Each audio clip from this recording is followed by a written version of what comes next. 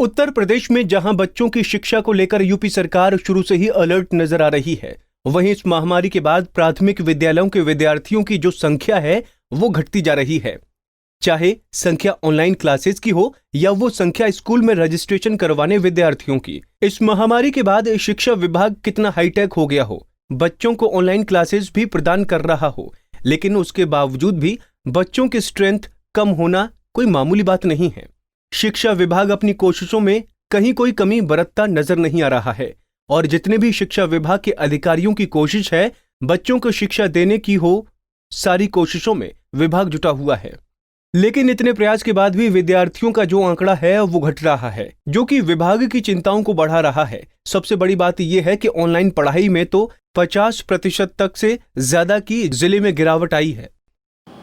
Sir, corona से पहले जिले में कितने बच्चे जो है शिक्षा लेते थे और उसके बाद स्ट्रेंथ कितनी घटी है, क्या फ़र्क आया है?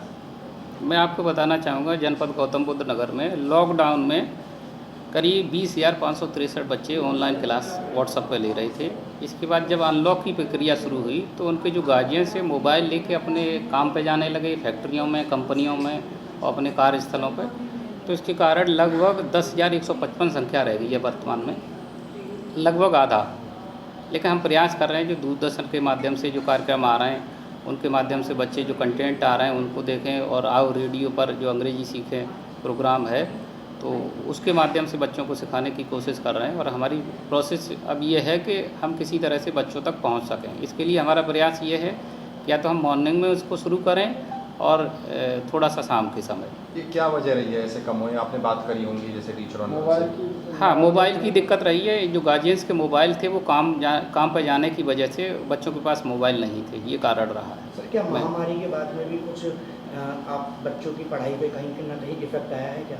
तो हाँ, कोरोना से पहले जो क्या स्ट्रेंथ थी और जब कोरोना यहाँ स्टार्ट हुआ उसके बाद स्ट्रेंथ कितनी घटी है बच्चों की? जी, मैं आपको बताना चाहूँगा 30 सितंबर 2019 की आधार पर हमारे पास छात्र संख्या जो थी वो 86,651 थी। लेकिन वर्तमान में जो अभी छात्र संख्या है वो 69,759 है। तो निश्चित रूप से करीब 17,000 बच्चे कम हुए हैं जो यहाँ से माइग्रेट होकर के विभिन्न जनपदों में या अन्य प्रदेशों में चले गए हैं। वो ऑनलाइन क्लासेस भी नहीं ले पा रहे हैं? जी, उनके मोबाइल नंबर जो पुराने थे वो या तो बंद हो गए या नॉट रीचेबल आ रहे हैं, तो उनसे संपर्क नहीं हो पा रहा है। आपको बता दें कि गौतम बुद्ध नगर में लॉकडाउन से पहले पूरे जिले के प्राथमिक स्कूलों में विद्यार्थियों का आंकड़ा लगभग 86,000 था, लेकिन इस लॉकडाउन के बाद आंकड़ा घटकर 69,000 पर पहुंच गया है।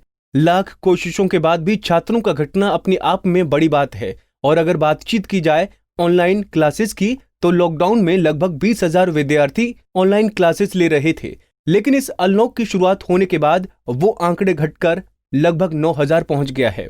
पंजाब केसरी टीवी के लिए गौतम बुद्ध नगर से गौरव की रिपोर्ट।